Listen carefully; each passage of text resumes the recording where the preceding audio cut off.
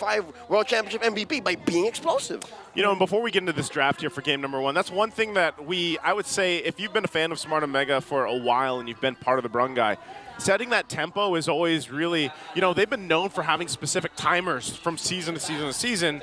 Well, what is that tempo? What is that time for them starting here for S15? That's what we're about to find out. Going through the first bands, though, nothing too crazy. The Matilda is going to be taken out here. Phoveus, Harith, and there it is. Lu Yi, Fanny, and of course the Jushin. This leaves open some prominent first picks that we've seen before. Do they actually prioritize a Granger here, or what are we thinking they go for first priority? I'm looking for the jungles. Oh, yes. Joy. So it's going to be the Joy for Andoryu. So that leaves Falcons able to pick up the Suyo for later. Because for now, I'm looking at the Granger, which you've previously mentioned, for bulletproof Marco. And possibly another power pick in the XP lane. But they took out the Phoveus. So at this point, if they still want to be flexible, though, there's the... I'd say it's too early for the CC2. So probably a Mage, since they've been so focused on taking out some of Okir's heroes. Which reminds me, one of Okir's signature heroes used to be the Faramis, right? But they pick up the Suyo immediately and the Granger. Okay. I mean, it's safe. You know, the Suyo, they just want to go ahead and pick it up. It's a classic matchup, too, that we often see on the Joy and the Suyo. And then, of course, Granger is just a safe bet. Does Coach Trevor know something from Smart Omega off-season? Here's just me. I'm just thinking. Might be a little crazy here, but what if there is a pocket mid-Joy? Pocket mid-Joy? That they're afraid of. Yeah. And they immediately show the Selena, too. So... Never mind. That already ends. I was trying to consider of whether or not Chaknu would be using the Selena, but knowing Smart Omega and based on the first 3 picks which they showed us, it seems like they've revealed a lot of the damage sources from their lineup already.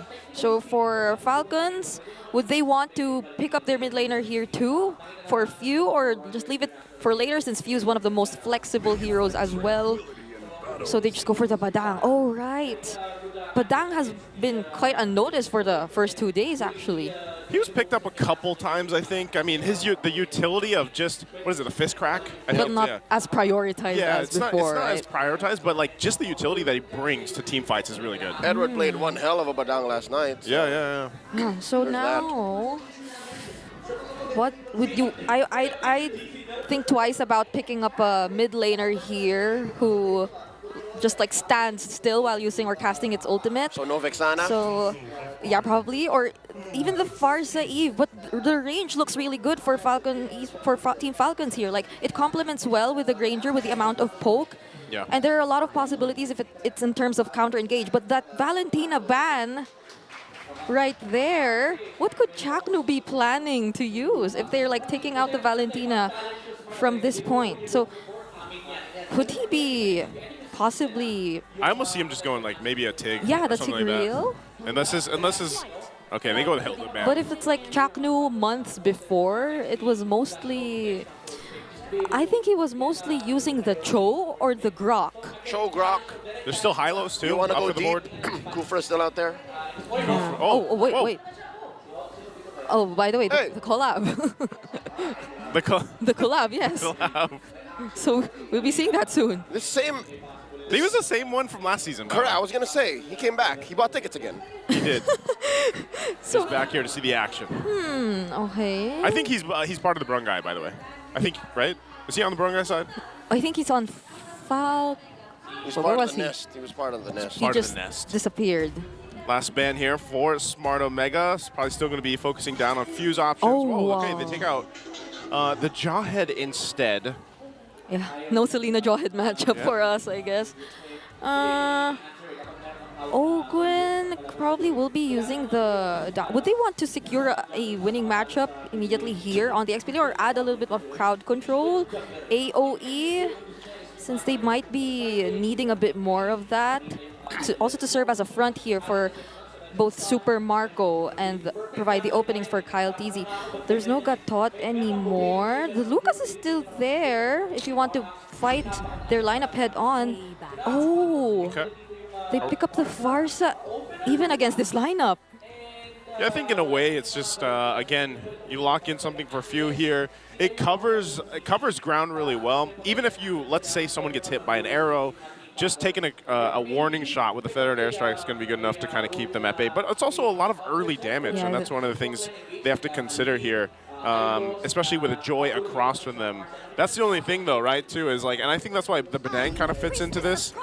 You can help, obviously, bring that utility, but there it is. This is that tankier pick that we were looking for Smart Omega, too. The Edith is now up. So they went for the range here for Team Falcons, and Chaknu will be going with the high loss instead. It isn't entirely new to us, but it seems like a very straightforward kind of approach for Smart Omega, given the heroes that they decided to field in this game. So for Ogwen here, he might want to pick, or for Flap TZ actually. Yeah, we don't know. Oh. And now we do. Oh, wait, so it is going to be XP Badang. That's nice. I mean, it was a flex maybe to see what obviously popped up there too. So they get the Tigreal to go ahead and help round this lineup, and yeah, Badang in the XP lane. It seems like it'll be a very aggressive early game for both of these teams. It reminds me of how Smart Omega tends to really go for the first blood all the time back in the previous season. But Team Falcons with their lineup, they just seem ready to fight against that. But Big J isn't as readily quick as Super Marco. So Super Marco definitely needs to take advantage of that, especially with the range. Yeah, he's got the range that he can work with, but taking a look at the lineups one last time before we jump into game one here, you guys can go ahead and decide, too, which team has the stronger draft here. Is it Smart Omega or is it Falcons leading? Welcome to Mobile Legends! Match for Day 3, MPL Philippines S15, and the first time that we're going to actually get to see Smart Omega play, and this is the draft they bring to this game one. And with that, too, again, we know that they can play around with this mobility. Like, anytime you see Joy in the jungle, you're going to be working around with the mobility, and you top off that by having that Hylos there to help kind of slow down the opposing team. But you just have to watch out for the amount of crowd control from Falcons here. You would really want to be as aggressive as you can, especially as Ukir here. But one common trend we've been seeing in the previous games as well is just how teams up against the Selena just try to make sure that they gain control of the mid lane. Their mid duos tend to be more aggressive, but now that the Tigreal is in Team Falcon's hands, so they kind of probably could play around that a little bit more. It's the hit or miss concept of the Selena that they really have to take into consideration for the early game. And looking at the emblems here too, you know, the Flap TZ running with a hybrid as well, you know, just helping them on this Badang. And I know there's a couple different versions of Badang, XP lane, and even that Roam version. So, hold on. Whoa, Chaknu. Early revitalize on a Chaknu. Gets hit with a Retribution. Slow down. Is there enough damage? Yes, there is. Kyle TZ draws first blood. That Abyssal Trap didn't even hit. That was some sort of way, but this is what we're expecting from Team Falcons. Once you deny that snowball, that early threat of those quick rotations coming from Smart Omega, which we aren't really seeing right now since it seems like Ukir is trapped here in his lane. It's one of the biggest threats you could have as a Selena. Like, if you're not able to rotate and be a huge threat using those random Abyssal arrows from different angles. Okay, Lewis comes down to the mid, gets that level 4. They're going to go ahead and start up this fight for the first turtle. Falcons will get in position 2. They've got what they need. Looking like they're taking it slow as Few catches an arrow. That's a man down for Team Falcons, but Kyle TZ finesses a Retribution. The implosion by Ogwen, and Doryu bites it. Ogwen gets a kill. Big knockup. Lewis barely standing, gets hit with a fist crack and the fist break. And now Chaknu the only one left. The surge and the finishing touch, the flourish by Kyle. Ukir's left alone here. Will he still go for those 3 members? Ogwen knocking them up, serving up a triple to Kyle TZ. I'm not sure, you know, if that, the concept, the idea there from Ukir was like, I want to get one, but unfortunately ends up giving another kill over to Kyle TZ. Talk about an early game power spike already for Suyo, 4-0 in 1. Yeah, and everyone there were grouped together. So even when that single Abyssal arrow connected onto a great target, speaking of another target, that's Few. Whoa. Purify already spent up, serving up a kill. Ukir goes, Chaknu, Glorious Pathway defensively used. That is a 1-for-1. Oh, 2 immediate Hunter strikes picked up for Super Marco and Kyle TZ. We haven't even paid much attention to the gold lane, but given all the action that was happening towards the opposite side of the map, it seems like Super Marco was able to gain a really good control of his own lane. He's ahead by almost 1,000 up against Jome. This is not looking so good, but at the same time, something we'd probably expect from Smart Omega in the early game. I mean, that's, I know you like to play Suyo, Leo. That's every jungler's golden dream, if you will, because it's golden month, right? You get 5-0 right now on a Suyo. You got the Hunter strike this early. I did this earlier today. You did. I was there. It feels great. I was there. It feels great. Oh, Flap Easy catches one. Serving up a kill for Few. Nice pick off for Falcons as Omega is left reeling. Again, Falcons drafted a lineup that goes online much earlier. I didn't expect it to happen on the other side of the map. It's funny because Brigida mentioned this before into the game. Like, both lineups look like they want to start aggressively, and it was just Falcons that started the flight earlier in this game one, garnering nearly a 4,000 gold lead at 4.5 minutes in. This turtle should be theirs, but it looks like Smart Omega actually wants to contest it. Glorious pathway by Chaknu, deterring any retreat from Falcons. Turtle falls, Kyle TZ gets an extra shield, slays it, 100%, 2 for 2 so far. Feather airstrike by Few. Look at the back line, and Doryu trying to find Idol Nama Kids as Chaknu tries to deter any more retreats once more. Flap TZ gets one, Lewis served up a kill, and now Super Marco blasting away. Sever from Kyle TZ, now the Primal Wrath, and Super Marco slays the wild Centaur man as they walk away with more kills still on the board, 4,000 gold ahead. That team fight was long enough for Super Marco to make it. Yeah. And he was able to get that kill, which could just probably add up to the way he's currently leading in terms of gold. He's the highest earning man in this game so far, and that isn't looking so good. If he gets the Sky Piercer immediately at this point of the game, then the range will be a huge threat here for Smart Omega. Asking you shall receive. Asking you shall receive. He's already got it locked in, so that's why he wants to be joining these fights when he can. But I was also impressed with the fact that even despite that deficit before that turtle started up, that Smart Omega was actually able to go ahead and duke it out for that fight and last that long. The only downside, and I know the Salinas have been popping up a lot now, and it's like you throw out the arrows. If they don't land, it's unfortunate because you kind of have to wait for the next cooldown to be up before you can actually do much in a team fight kind of objective there. Oh, good, not going to land that. Okay. Implosion. Well, I mean, the lineup here for Smart Omega, the concept of like having Chaknu constantly gather information or constantly be in the faces of Falcons actually increases the chances of those abyssal arrows connecting, right? And actually finding ways to start the team fights for Smart Omega. But as we've previously mentioned, it isn't like they actually spot out members from Falcons alone. It's always that they're grouped together or paired up, similar to what we're seeing across the map right now. And even when they decide to go in, it doesn't feel like their damage is enough. The fights always get split up, and even when they go for their targets, it just doesn't work! Chome gets taken out off camera as Kyle TZ and Few, alongside Ogwin, dodge a quick pincer attack. Super Marco retaliates. Lewis taken down. Chaknu down to half health, backs off. That was a gank that I think Omega wanted to take for themselves, but Falcons instead finds them in a trap. They went that position for the sandwich play, and then it just kind of backfired on them. Again, you have to take in consideration just how far ahead, items and gold-wise Falcons are. So even though that might have worked in their favor, ultimately it just backfires. Yeah, and it's very unfortunate that it was Jome which fell first for Smart Omega. Looks like they're ready for a fight. Flicker Implosion coming in from the Master. The answer, the Feather Airstrike. Glorious pathway set in by Chaknu. Marco shut down by Andoryu, though too much of the electrical beats. And Chome gets taken out by the ultimate combo of the Filipino cannon. 2 for 1 the trade. How do you dance around the members of Falcons Esports if you were Jome? You would want to go with your heavy crossbow, just run around and damage their members, but you'd have to take into consideration the burst coming in from Few at this point, that well-reserved and timed implosion plays from Ogwin, and the disruption from Flap TZ. It works so well for Falcons Esports now that they're able to group up so early.